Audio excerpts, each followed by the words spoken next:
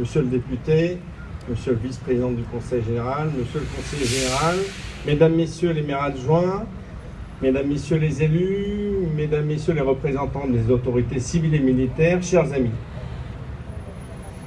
Il y a 70 ans, au bruit des bottes et des armes, succédaient des cris de soulagement mêlés aux effusions de joie. Il y a 70 ans, la nouvelle de la libération de Paris, impulsée par le général de Gaulle, avait bouleversé nos parents ou nos grands-parents. Il y a 70 ans, la France était de retour parmi les nations libres. Il y a 70 ans, la France redevenait une république.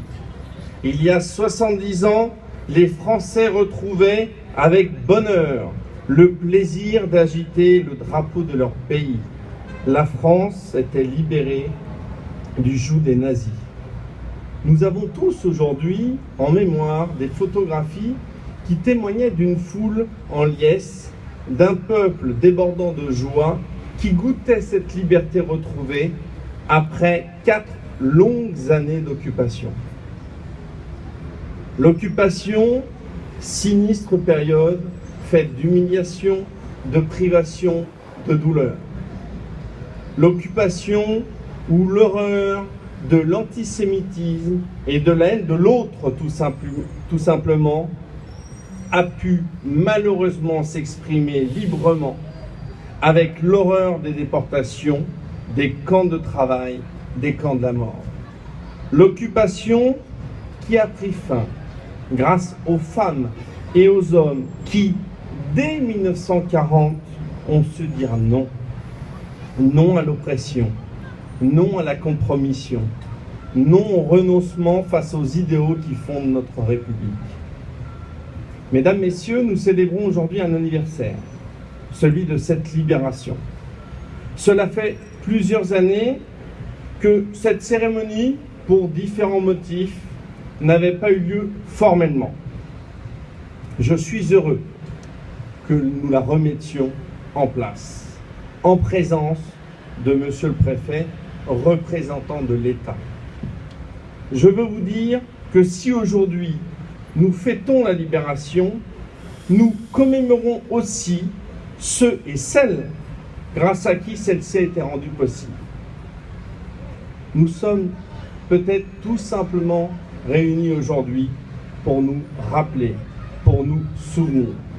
Nous sommes réunis pour rendre un solennel hommage à la mémoire de toutes celles et de tous ceux, civils ou militaires, qui, pour la défense de la liberté, de l'indépendance et de l'honneur, ont fait le sacrifice de leur vie, malgré la peur. Peur pour eux-mêmes, bien sûr, mais aussi pour leurs familles, leurs amis. Ils ont fait le choix de l'engagement, du combat, de la résistance. Grâce à eux, grâce à leur courage, la France a renoué avec l'idée d'une nation forte de ses valeurs. Une nation, une république, où égalité, justice, liberté sont des valeurs avec lesquelles on ne transige pas. Comme à Paris et dans d'autres villes, la libération d'Aulnay-sous-Bois ne s'est pas faite sans douleur. Elle n'est intervenue qu'au terme de 12 jours de combats acharnés où plusieurs résistants ont été tués ou blessés. Jamais notre ville ne sera assez reconnaissante envers ses libérateurs.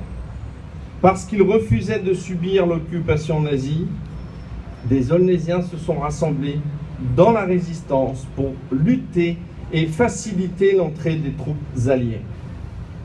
Je veux rendre hommage ici à ces 40 Aulnaysiens réunis au monument aux morts qui, le 14 juillet 1944, ont opposé le drapeau français et l'hymne national, notre Marseillaise, au tir des forces allemandes.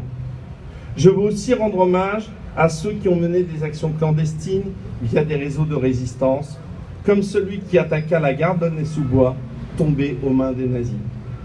Je veux aussi que nous ayons une pensée Pour le docteur Perly, dont la maison du parc Dumont abritait une radio clandestine et fut encerclée par les nazis, où deux Aulnésiens, Louis Barrault et Henri Gastaud, qui faisaient alors le guet, ont été torturés avant d'être exécutés.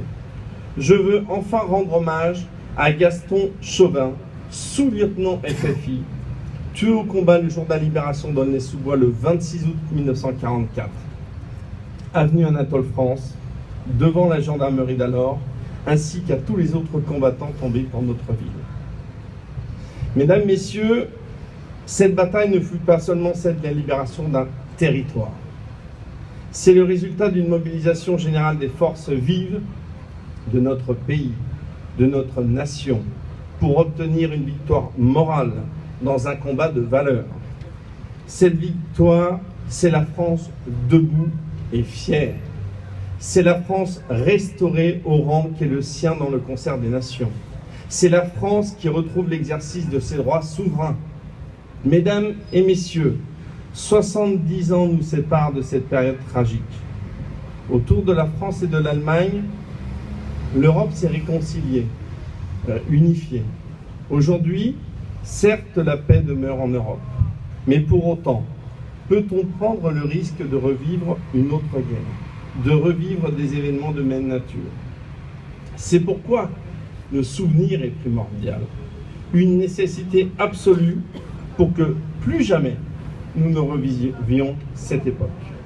Et c'est pourquoi, et incessamment dans ces discours de commémoration, nous le répétons, il est si important d'enseigner à notre jeunesse l'histoire du pays qui est le sien, avec ses réussites, mais aussi ses périodes troubles. L'histoire est un bloc.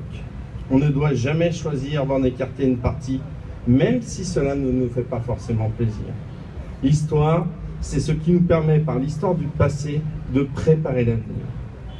L'histoire de notre pays nous oblige. Elle nous oblige à nous montrer dignes de cet héritage que nous ont légué nos aînés avec la libération de notre pays. Plus jamais nous ne devons renoncer.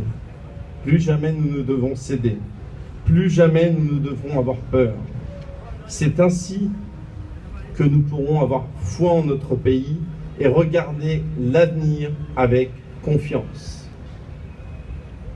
Mesdames et messieurs, au sortir de la guerre, Charles de Gaulle avait fait de l'indépendance et de la grandeur de la France une priorité de notre politique nationale.